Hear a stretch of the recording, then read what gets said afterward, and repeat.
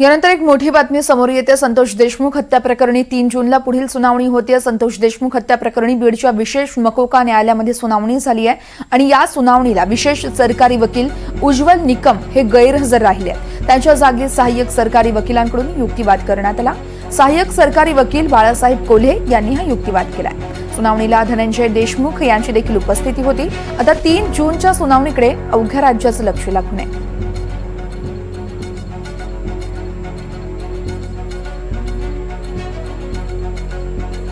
संतोष देशमुख हत्या प्रकरणी आता 3 जूनला एक महत्त्वाची सुनावणी पार पडेल। या सुनावणीत काय होतंय हे बघणं महत्त्वाचं आहे।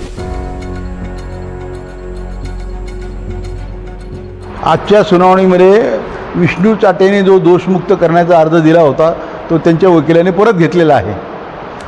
नंतर पुन्हा दाखल करतील असं त्यांनी विनंती केली कोर्टाला। विष्णू चाटेला लातूरहून बीडला आणण्याचा जो अर्ज आहे त्याच्यावर न्यायालयात निर्णय देईल असं न्यायालयाने मत व्यक्त केलेलं आहे। बाकी आज एवढंच आज घडलं। पुढची तारीख ही 3 जून देण्यात आलेली आहे।